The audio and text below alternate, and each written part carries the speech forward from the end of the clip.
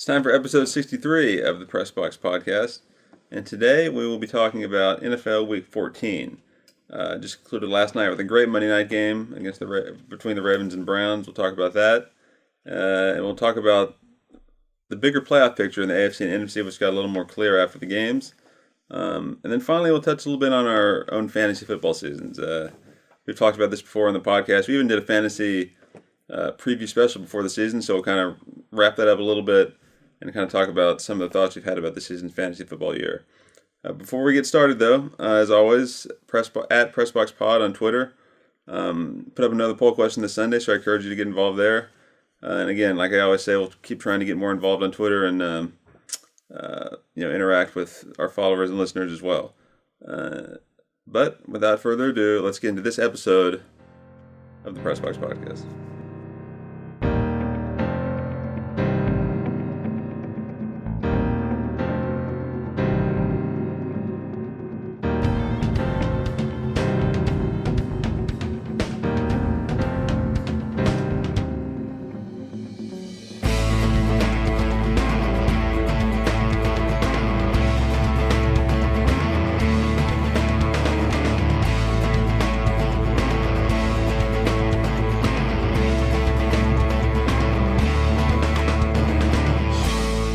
Okay, welcome back to the Press Box Podcast. I'm your co-host, Ralph Miranda. I'll be joined by my other co-host, Joseph Miranda, and our producer, Nathan Miranda, shortly. This is episode 63 of the Press Box Podcast, the Willie Lanier episode of the Press Box Podcast, former Hall of Fame linebacker for the Kansas City Chiefs. Okay, so we have just completed week 14 of the NFL season. There are 3 weeks left. Everybody now has played 13 games. Everybody's had their bye, so that's all behind us. And we had the playoff picture come into a little more of a focus over the weekend with some teams winning and losing that were in the hunt. So with that, I'll introduce Joseph. And Joseph, as we do every week, what's your biggest takeaway from week 14? Yeah, so I think my biggest takeaway was, and we've talked about this a little bit, I think the Chiefs reestablishing their dominance at the top of not only the AFC but the NFL. Right.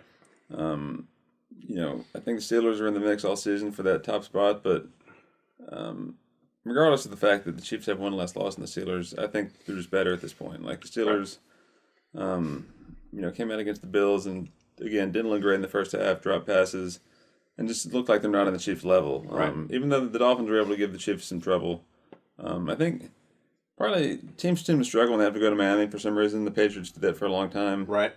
So that maybe had something to do with it, but I think the Chiefs just reestablished themselves as the team to beat in the entire NFL, I think. Yeah, I agree with that. I mean, I think the Chiefs, like you said, they struggled a little bit early. We watched a lot of that game on the Red Zone channel, and Mahomes threw 3 interceptions, and a couple of them I think he knows it were just lazy throws on his part. It just not following through and on his read, and maybe not lifting the ball just a little high enough to get it over the outstretched arms of a defender.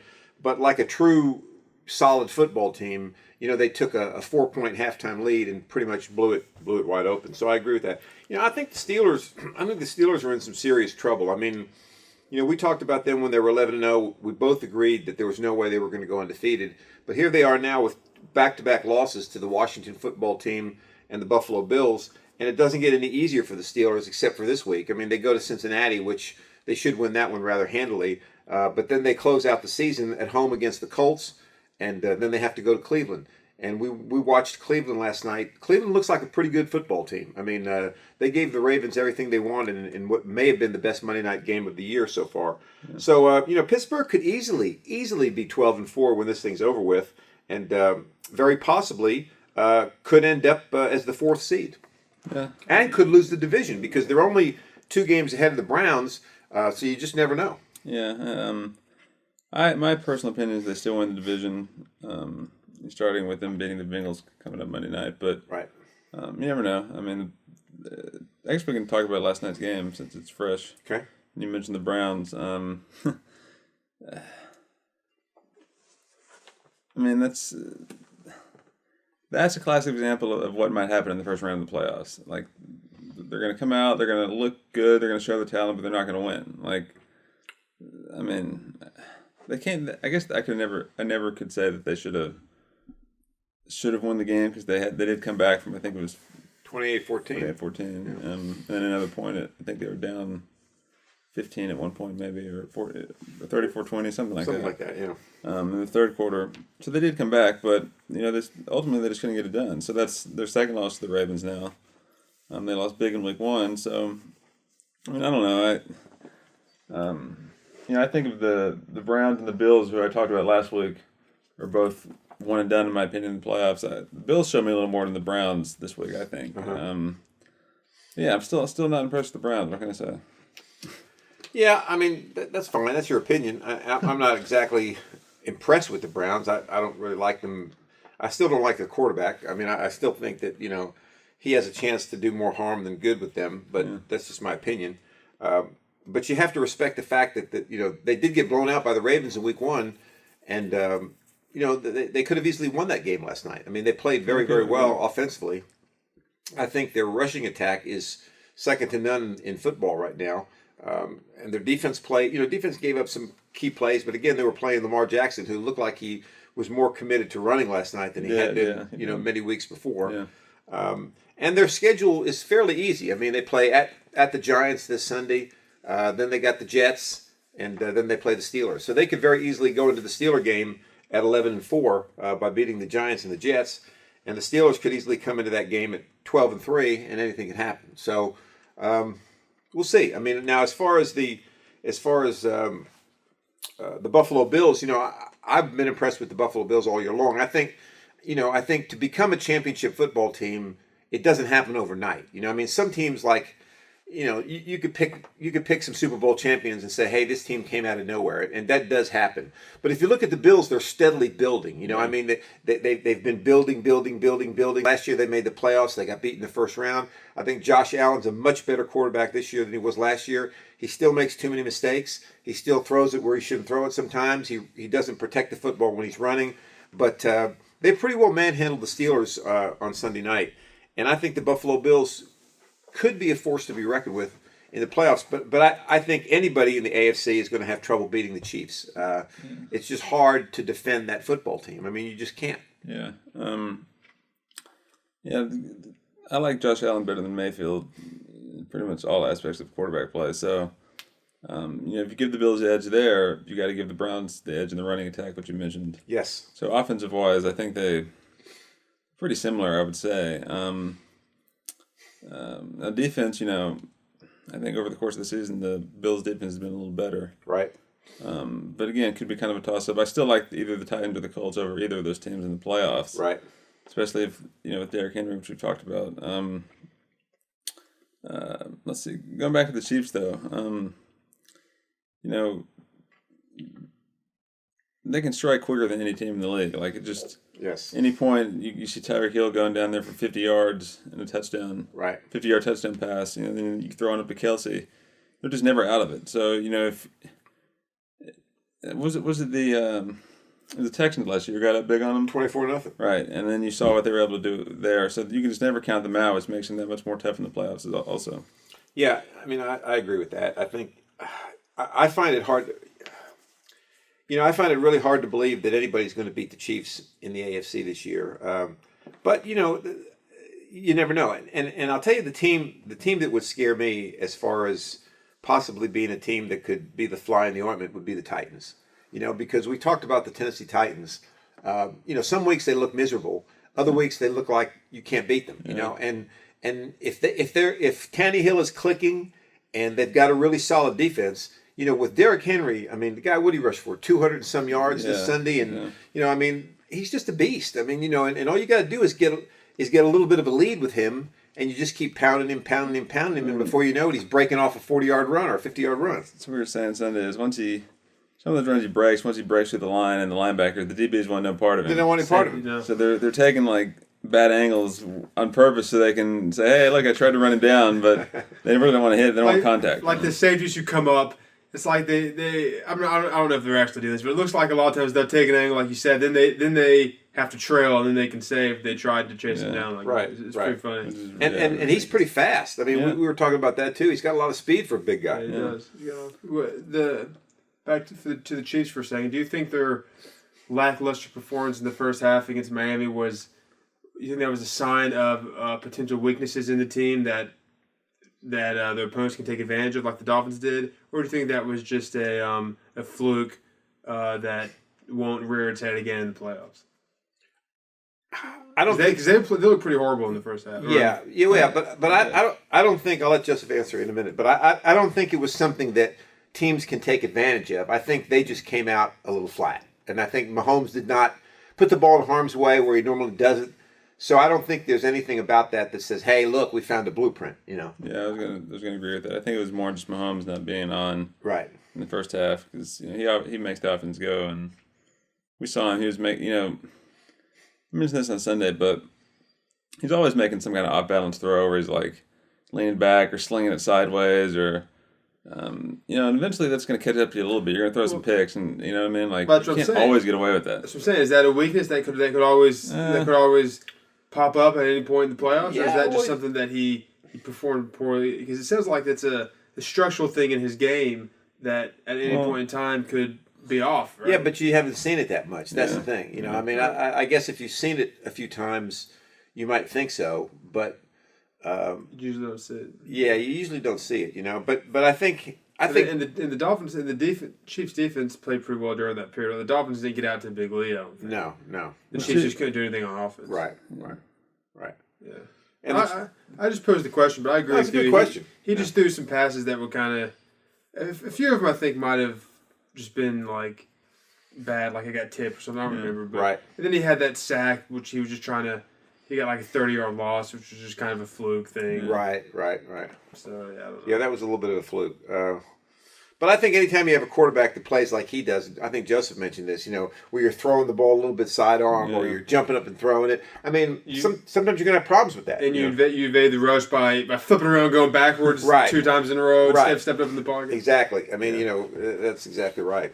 I'm confident in the Chiefs, too. I think the Titans, I think the Titans, they play Detroit this Sunday at home. Then they're at Green Bay, and then they're at Houston to close the season out. Whereas if you look at the Colts' remaining schedule, the Colts host Houston this Sunday. They're at Pittsburgh, and they host Indianapolis. So, I mean, the Colts could easily finish the season 11-5, and maybe even 12-4 if they beat Pittsburgh. So it's going to be interesting. And the Titans. I think the Colts have a better chance of beating Pittsburgh than the Titans have of beating Green Bay and Green Bay. Yes. For those two games, yes. yeah. Okay, so it's very possible that the Colts win that division and the Titans end up a wild card and could end up going to Kansas City a lot earlier than they'd like, Yeah. You think, we talked about this during Sunday, do you think Derrick Henry can rush for 2,000 yards? He can, I think. He's going to have to average what? 156, I think. Yeah. I don't think he will, but he can. It wouldn't surprise me. I think he's going to need a 200-yard game, another one, because that'll take some pressure off having to get just exactly around 150 each game. Right. I don't see him. I see him definitely getting at least over 100 each game. I think so. I don't see one of these teams. Who they play next? You said they play. The next 3 teams.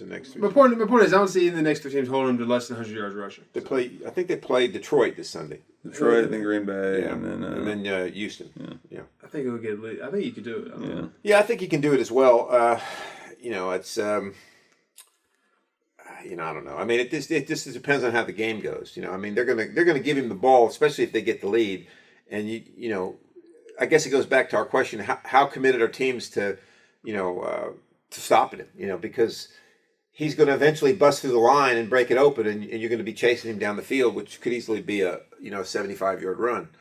I think here's a good question. I mean, this probably should save this question for a poll question. But if you look at, we talked about Mahomes and we talked about Derrick Henry, and I guess if you talk about the Bills, I guess you could pick any quarterback in this category, but which team can't afford to lose a guy? I mean, can the Titans afford to lose Derrick Henry more than the Chiefs can afford to lose Mahomes? Or I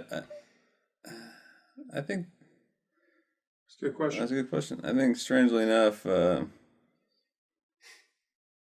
Chiefs could afford to lose Mahomes a little more. Interesting. The only reason I say that is because Tyreek Hill and Kelsey are going to get open. Like, Hill's the fastest player in the NFL probably, and Kelsey's big tight end is always open. So I think that they wouldn't be as effective. But what's Chad Henne's their backup? Yeah, I think you can get those guys the ball enough to keep them in games. Now, Right. the Titans, I mean, I don't know. I don't know the name of their backup off the top of my head, but he's not Derrick Henry. Like, they can't just pound teams like that. I think that hurts them a lot more.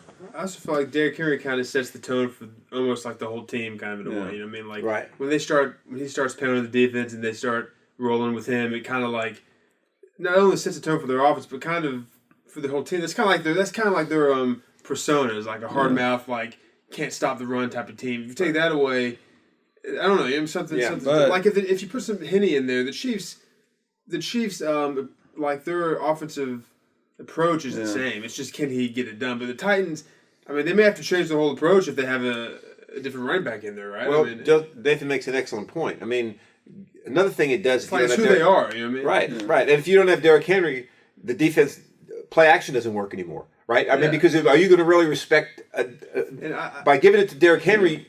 Tannehill buys himself some time in the play action. And I think the Chiefs' ability to run the ball the Chiefs' ability to run the ball, which Mahomes wouldn't affect that much, is better than the Titans' ability to throw the ball. I agree with You know that. what I'm saying? In other words, if you take Henry off and the Titans are forced to throw it a little more, I think they would have more trouble than if the Chiefs said, okay, we're going to maybe commit to the run a little more. I think agree. they got Le'Veon Bell, they got Edwards-Helaire.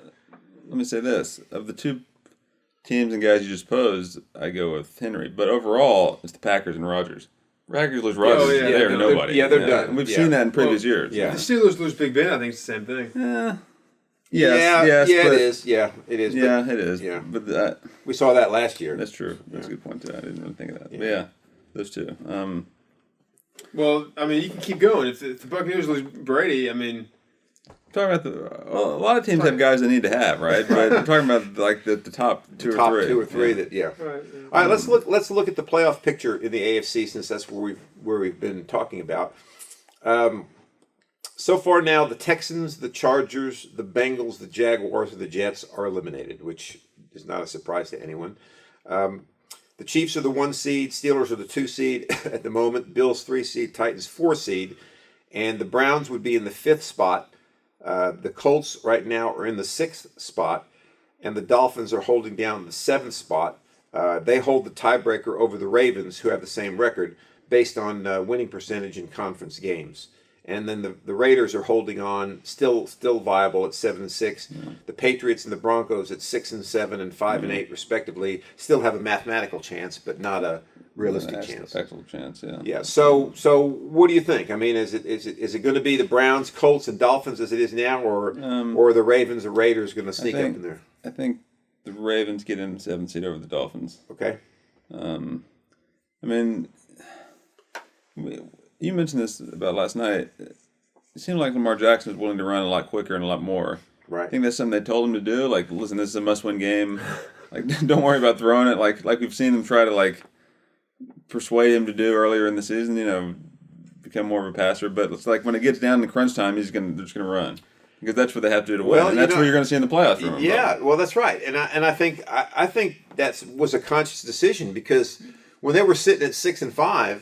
You're in danger of not making the playoffs, and now they're back in the saddle, so to speak. And if you look at their schedule, the remaining schedule, they host the Jaguars this week, they host the Giants the next week, and then they're at Cincinnati. I mean, those are 3 games that they could win easily. I see 11-5 being very realistic. Right, so that's 11-5 for them. And then if you take a look at the Miami Dolphins right now, who are also 8-5. They're also 8-5, right? They host the Patriots this week. They're at the Raiders, and they're at Buffalo. I mean, that's not an easy finishing schedule. Right. Yeah. So I agree with you there. I think the Dolphins come out of that stretch with at least 1 loss, maybe 2, and I think it's very realistic to think that the Ravens could win their last 3, which would put them over the hump. Yeah. So I think the only chance there's the Ravens. I think the Ravens get in there with the Browns and the Colts, Yeah. and then what would happen is if it ends up the way it is right now, the Ravens then would go to Pittsburgh to open the playoffs. The Colts would go to Buffalo, and the Browns would go to the Titans, which would be an interesting first round playoff game, wouldn't it? If after they just beat the Titans so badly a couple weeks ago. Of course, that's if the seeding stays the way it is now. Yeah. Obviously, the seeding can change, but I think those are your teams in some form or fashion. I agree. Moving over to the NFC. Yep. Before we look at the whole playoff picture, I think we broke down the Giants and Redskins last week on the episode. I think we kind of called the Redskins had the upper hand. We did. And they took the first step to claiming the division this past week, winning over the 49ers. Right. In Arizona. That's always kind of weird. It's still kind of weird. But, and then the Giants lost to the Cardinals. So that puts the football team at 6-7 and the Giants at 5-8. To use your term, you like to use the fly in the ointment, is Dwayne Haskins. Right. So Dwayne Haskins came in right. with the lead, and I think they scored a defensive touchdown. Yeah. Chase Young had that. Yeah, the fumble or whatever it was. They scored. So he kind of like. Didn't Haskins throw a pick six? Threw a pick for sure. I don't think it was a pick six. Yeah. He kind of like was, given a head start, if you will, there. But if they have to start him going forward, I think it swings back to the Giants. Yeah, I agree with that. I mean, that's I mean, if you look at this, if you look at the finishing schedules, Washington hosts Seattle this week. I mean, if Dwayne Haskins is the quarterback, forget it. Seattle wins that football game. They might game. lose either way, but right. Then they host the Panthers. Now, that's a game that you look at on paper and say, yeah, they should beat the Panthers. But again, we don't know who's going to be playing quarterback for them. We don't know if McCaffrey's going to be back. Like I said, I think the Seahawks win. But that's a game where Alex Smith, I think they win. Haskins, they But if you're the Panthers, why would you play McCaffrey? Right. That's a good point. Even if he's kind of healthy. I don't know. Unless the Giants paid him a large lump sum. Well, sometimes I don't know that this is the case with McCaffrey, but sometimes guys have clauses in their contract that say if you play so many snaps, you get this bonus or that bonus. And then they close up at Philadelphia, and while Philadelphia is probably done, Philadelphia is good enough to beat the Washington football team the last week of the season. It's a division game still. I mean, they'll want to win. That's right. So the football team could easily finish 0-3. They probably won't, but they could easily finish 0-3. Probably more likely 1-2 or 2-1. And the Giants, we've already analyzed them. Their offense was horrible against the Cardinals.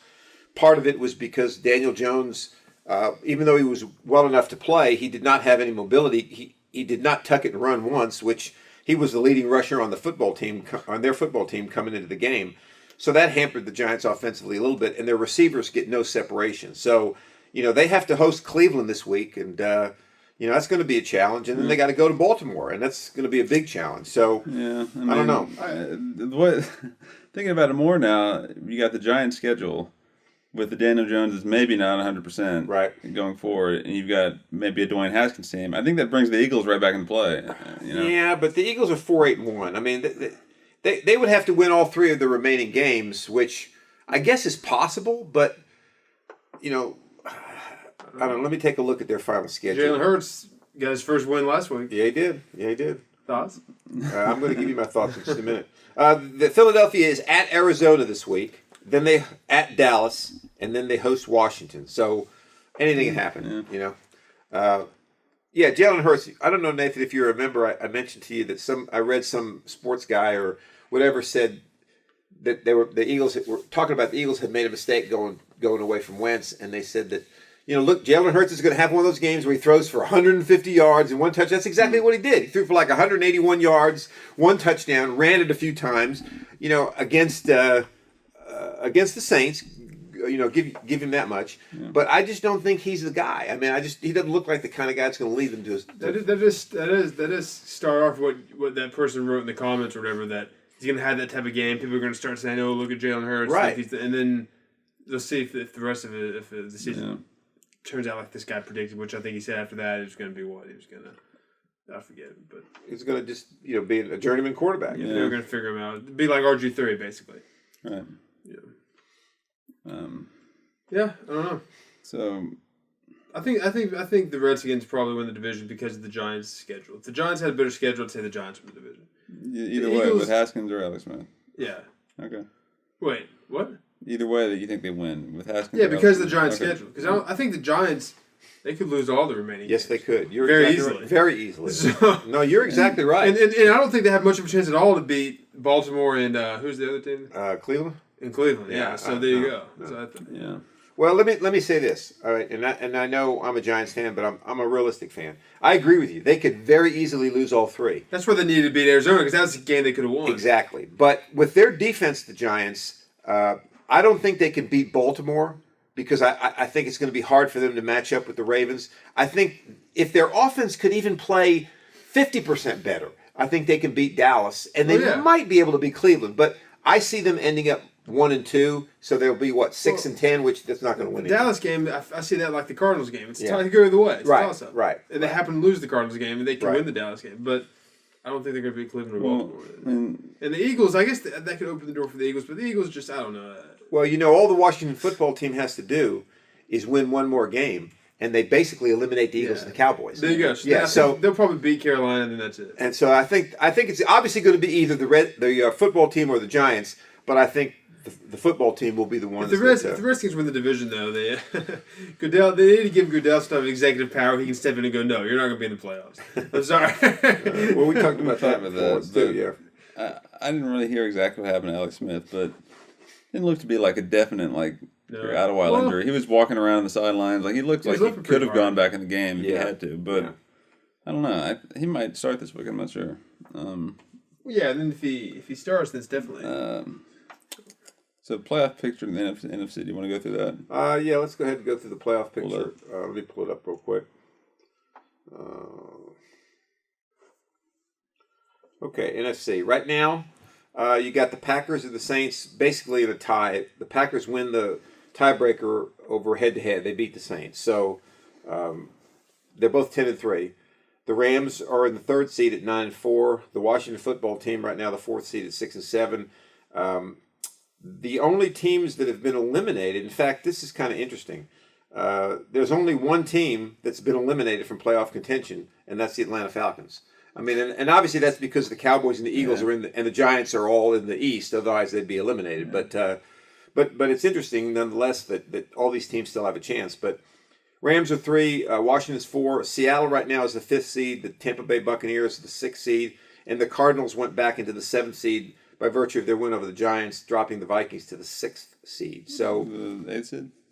I'm sorry, the 8th seed, right. And then the Bears would be behind them, and then the Lions. I think the Lions and the 49ers are done. Yeah, probably the Giants, Eagles, and Cowboys. Well, yeah, obviously, they're all done. So I think the question is it going to be, for the last playoff spot, is it going to be Arizona, Minnesota, or Chicago? Yeah. I'm going to be Chicago. Yeah, I think probably Arizona. I can even see them who they had. Let's say that they get it. Who they have to play in the first round? Who? Arizona. They would have to play the Packers or I'm not. I'm saying they'd have to play the. Who do we say the second seed? Either the Packers or the Saints. My point is, I can see them winning if a playoff game the Cardinals. If Murray kind of let's say they finish the season kind of on a roll, they get kind of hot. Murray just running around doing his thing. I can see them maybe scoring having a big scoring day and beating the Packers or one of those teams. Yeah, I think the Cardinals are going to finish 9-7. They've got to play. They close the season at the Rams, but they host the Eagles and then they host who was it? I just saw it. They host San Francisco. So yeah, I think they're in, and I agree with Nathan. I think I could easily see them beating the Packers or the Saints if Kyler Murray has a great day running around and defense. Especially if they come off the end of the season a little hot. If they dominate the next 3 games. But does anybody know for sure that Breeze is going to be back for the playoffs? I think he's going to be back for the playoffs. In fact, I heard that they were probably going to keep him out of their game with the Chiefs this week. They play the Chiefs this week. He could play this week if they need him. He could, but I think they're. So then he should be good for the playoffs. Christmas Day game? Yeah, I think that's what they're targeting is that Christmas Day game against Minnesota. Yeah, to come back. So he should be good. So really, I look at this. I look at the Saints as probably, they figure they're in the playoffs. I don't think they're too concerned about the 1 seed because they've already been beaten by the Packers. So I think they're looking at, hey, let's take the Kansas City game and let him rest and bring him back and beat Minnesota, beat Carolina, and end up 12-4 at the worst and go from there. Yeah, but they could. Yeah, I mean, why even bring it back then if you think you can? Well, you got to shake off some rust. I mean, yeah, you know, that's true. He'll be back looking like he's 400 pounds with all the flak jackets he's going to wear and all the rip protectors and whatever. He'll have so much. What about the Rams and the Seahawks? I mean, the Rams, they're both 9-4 right now. The Rams close. They play the Jets this week. Should be an easy win. Then they go to Seattle, which is going to be the key game of the year there. And then they close with Arizona. Seattle, I've already said, I think I talked about Seattle a little bit with their schedule. They host Washington, or they're at Washington this week. Then they play the Rams, and then they are at San Francisco. So, what do you think?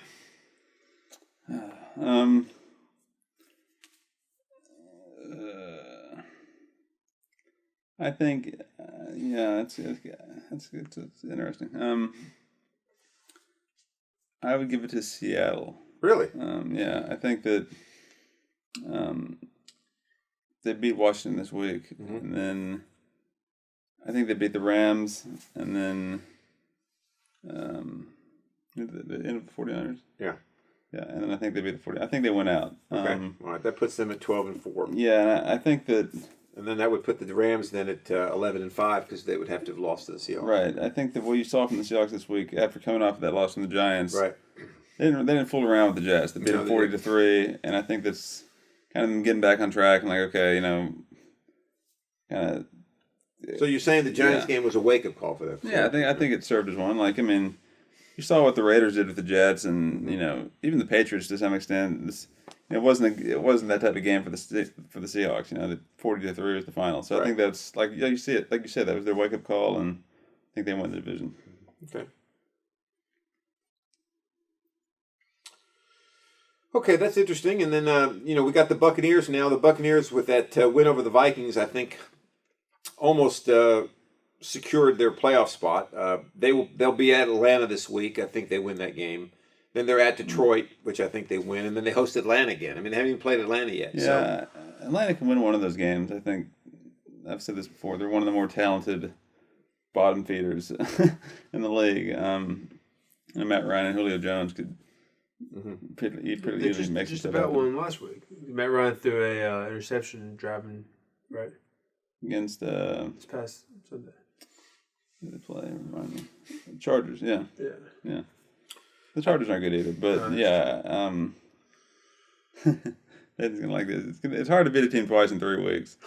Unless you're better than it. Yeah, I think the Buccaneers split with the Falcons and they beat the Lions. All right, if they do that, then they're going to go to 10-6. You know, and I really think that they can't do any better right now than the 6th seed. And the reason I say that is because if what you said happens, if the Seahawks win out, the Rams have already beaten the Buccaneers, so they hold the tiebreaker there, and they're one game ahead of them in the standing. Right. So I think the Buccaneers are pretty well slotted into that 6th seed. I think so. Which would put them against probably the Seahawks in the first round. Yeah, that'd be a good matchup.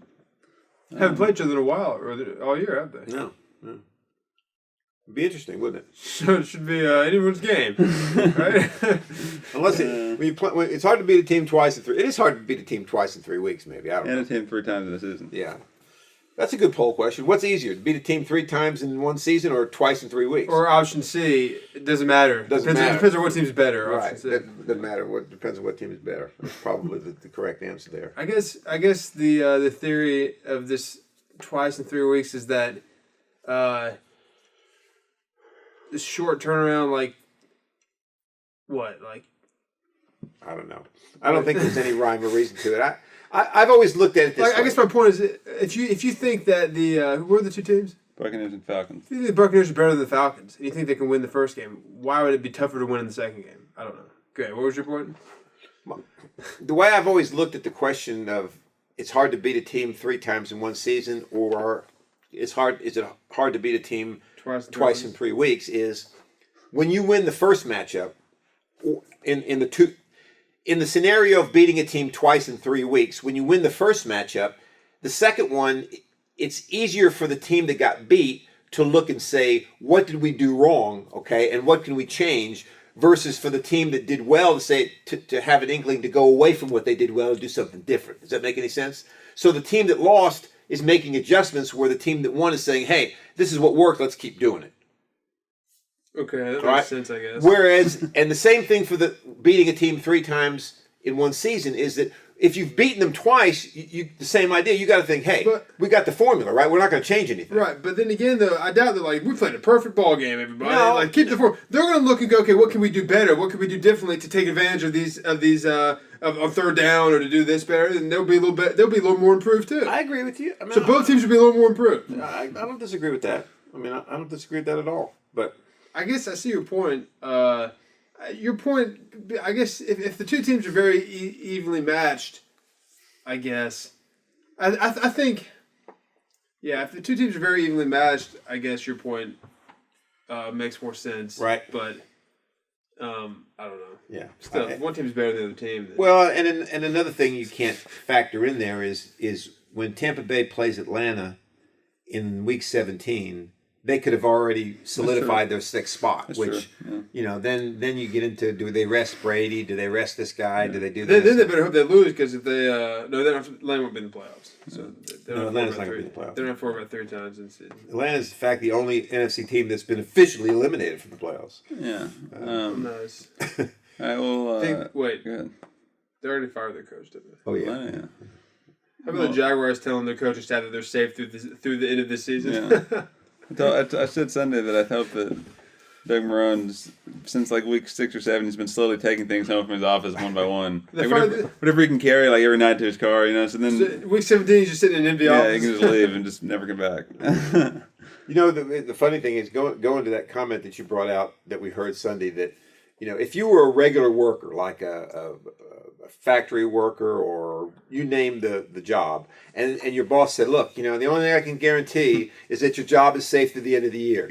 Then you go home to your wife and you say, oh, at least we're going to have money to put food on the table and Christmas presents for the kids. These guys, I don't feel sorry for them at all. I mean, first of all, they're making tons of money, right? They have a contract. So if they fire them, they're going to have to pay them the rest of their contract, right? And what we talk, they're going to get a job next year. Somebody's going to hire them. I didn't say I felt sorry for him. No, I know. It's funny that he came out and told them, you're safe through the season. Through the end of this year. That's right. Well, but I understand why, though, because they fired the GM, I think. So he wanted to tell them, listen, I'm not going to fire you this season. Right, Don't worry. but who knows? Yeah. But I can't promise anything after the season. That's a good. Let's use Nathan's point there to go down the list of teams and see who's going to have a new coach next year. Let's go down the AFC. Chiefs no, Steelers no, Bills no, Titans no, Browns no, Colts no, Dolphins no, Ravens probably not. No. Raiders no. No.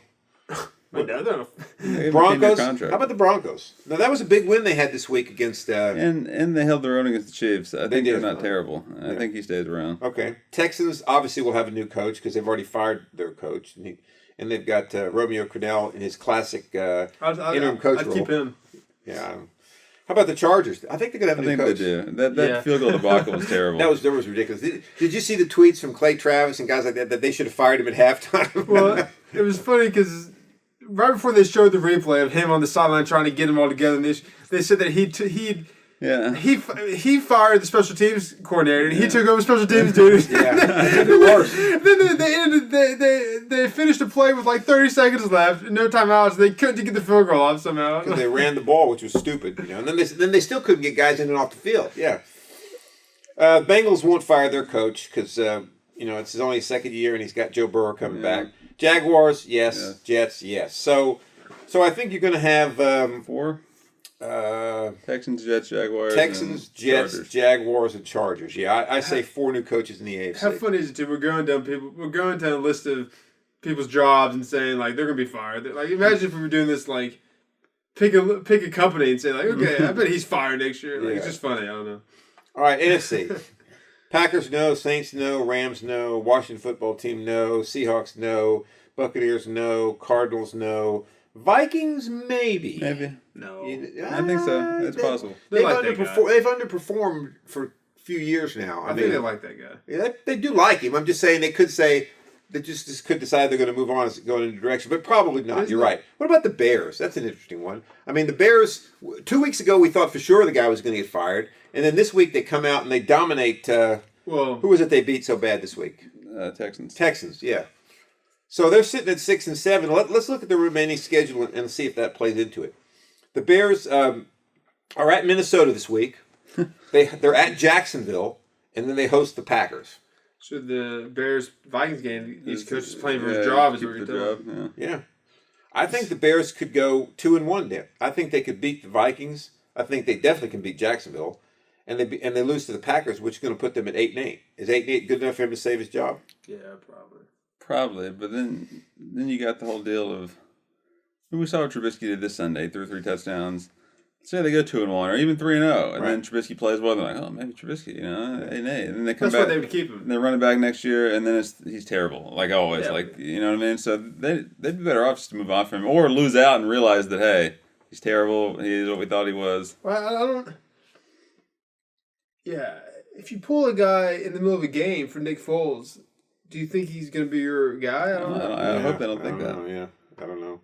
So we'll say maybe on those two. The Lions are going to have a new coach, obviously. The 49ers, no. The Giants, no. The Eagles, probably not, now that Jalen Hurts has given them a little bit of a boost.